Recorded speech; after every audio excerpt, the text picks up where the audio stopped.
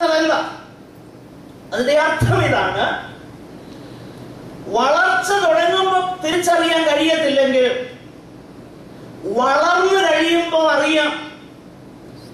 വിശ്വാസത്തിന്റെ വേലയും സ്നേഹത്തിന്റെ പ്രയത്നവും പ്രത്യാശയുടെ സ്ഥിരതയും ഉണ്ടോ എന്നതിനാൽ വീണ്ടും ജനിച്ചവൻ ആര്, വീണ്ടും ജനിക്കാത്തവരാരെന്ന് തിരിച്ചറിയുവാൻ കഴിയും.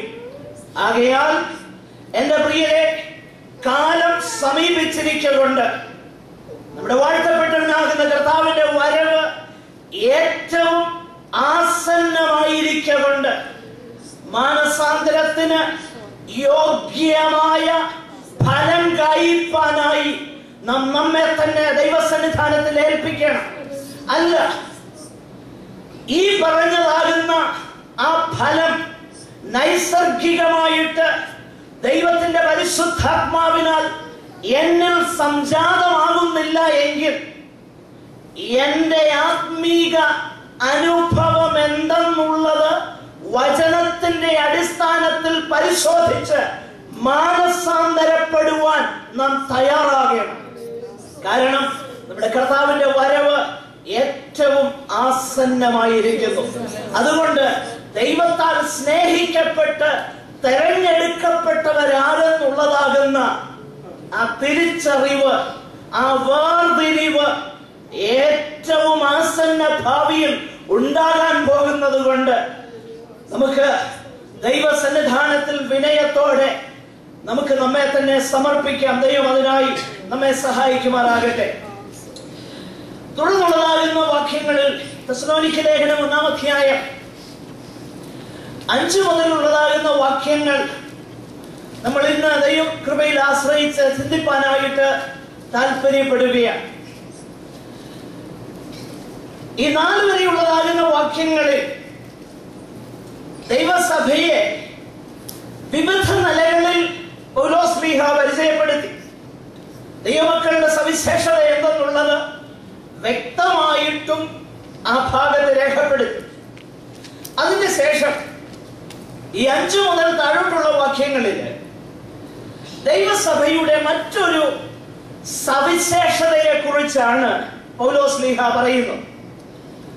ആ സവിശേഷത എന്ത്?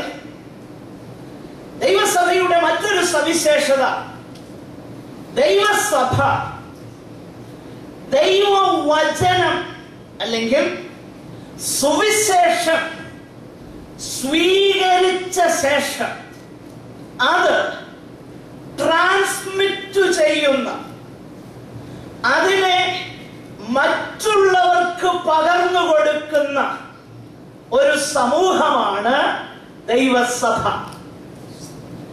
അതാണ് നമ്മൾ ഈ 5 മുതലുള്ള വാക്യങ്ങളിൽ കാണാനായിട്ട് പോകുന്നത്. അതുകൊണ്ട് നമ്മൾ വീണ്ടും ജനിച്ചവരാണെങ്കിൽ നമ്മുടെ ജീവിതം കൊണ്ട് നമുക്കത് തെളിയിപ്പാൻ കഴിയണം.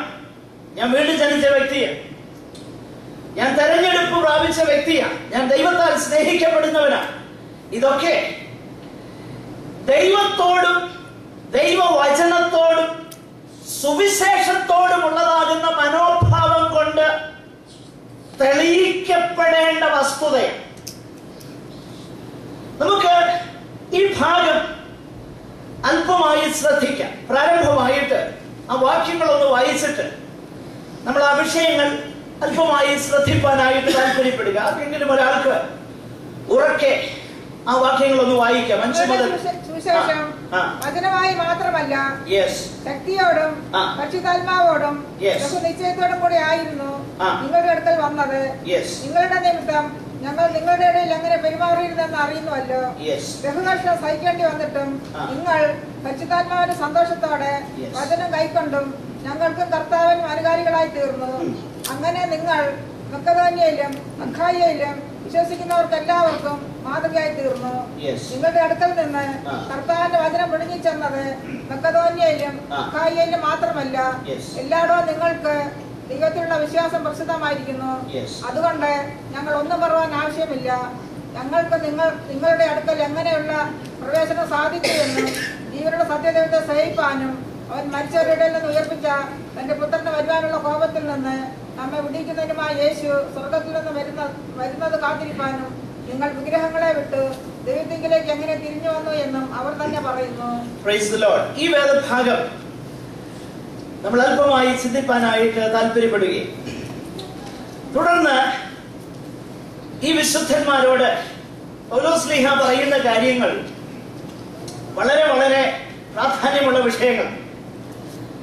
3 കാര്യങ്ങൾ ഇതിനോടുള്ള ബന്ധത്തിൽ പൗലോസ് പറയുന്നു. ഒന്ന്, our gospel or the word of the Lord came to you.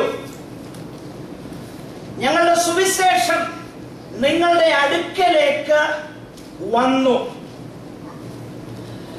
രണ്ടാമത്തെ പടി എന്നുള്ളത്, you welcomed the message, the word that came to you. നിങ്ങളുടെ അടുക്കലേക്ക് വന്ന വചനം നിങ്ങൾ എന്ത് ചെയ്തു? സ്വീകരിച്ചു. മൂന്നാമത്തെ step, the Lord's message rang out from you. നിങ്ങളുടെ അടുക്കൽ നിന്ന് അല്ലെങ്കിൽ നിങ്ങളിൽ നിന്ന് ഈ വചനം അനേക സ്ഥലങ്ങളിലേക്ക് മുഴങ്ങിച്ചെന്നു. നോക്കിയ ദൈവസഭയുടെ സവിശേഷത നമ്മൾ പല കാര്യങ്ങൾ കണ്ടല്ലോ. പൗലോസ് ദൈവവചനത്തോട് അല്ലെങ്കിൽ സുവിശേഷത്തോടുള്ളതാകുന്ന ദൈവജനത്തിന്റെ മനോഭാവം എന്തായിരുന്നു എന്നും ഇന്ന് എന്തായിരിക്കണമെന്നുള്ളതുമാണ് ഈ വേദഭാഗത്ത് വിശദീകരിക്കുന്നു. അതുകൊണ്ട് തന്നെ അത് നമ്മൾ അല്പം വിശദമായി ശ്രദ്ധയോടെ ശ്രദ്ധിക്കണം. പൗലോസ് പറയുകയാണ്, അവർ ഗോസ്പൽ, ഞങ്ങളുടെ സുവിശേഷം. ഈ സുവിശേഷത്തെ പൗലോസ് പലപ്പോഴും വിളിപ്പാൻ ആഗ്രഹിച്ച പേര്, ഒന്ന്, ഞങ്ങളുടെ സുവിശേഷം. എന്തുകൊണ്ടാണ് പൗലോസ് പറയുന്നതെന്ന് അറിയാമോ?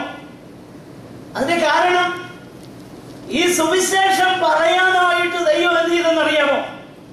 ഞങ്ങളെ ഇത് ഭരമേൽപ്പിച്ചെന്നുള്ളത്. പ്രിയമുള്ളവരെ, അത് വളരെ ഭാഗ്യകരമാകുന്ന ഒരവസ്ഥയാണ്. നമ്മൾ പലപ്പോഴും പാടാറുണ്ട് എന്നാൽ ചിന്തിക്കാറില്ല. വളരെ മനോഹരമാകുന്ന ഒരു ഗാനമുണ്ട് മലയാളത്തിൽ, ദൂതർക്കും കൂടെ അവകാശം ലഭ്യമാകാനുള്ള രക്ഷാദൂത് അറിയിപ്പാൻ ഭാഗ്യം ലഭിച്ചെനിക്ക്. നോക്കുക, സ്വർഗദൂതന്മാർക്ക് പോലും ലഭിക്കാതിരിക്കുന്ന അനുഗ്രഹീതമാകുന്ന പദവിയാണ് ദൈവം തന്റെ സഭയ്ക്ക് ദാനം ചെയ്തിരിക്കുന്നത്. ഈ സത്യ സുവിശേഷത്തെ ദൈവം നമ്മുടെ കരങ്ങളിൽ ഏൽപ്പിച്ചു തന്നെന്നുള്ളത് ഏറ്റവും സന്തോഷകരമാകുന്ന വസ്തുത. അതിനെക്കുറിച്ച് എനിക്ക് വളരെ പറയാനുണ്ട്. നമ്മൾ വഴിയെ അത് ശ്രദ്ധിക്കും.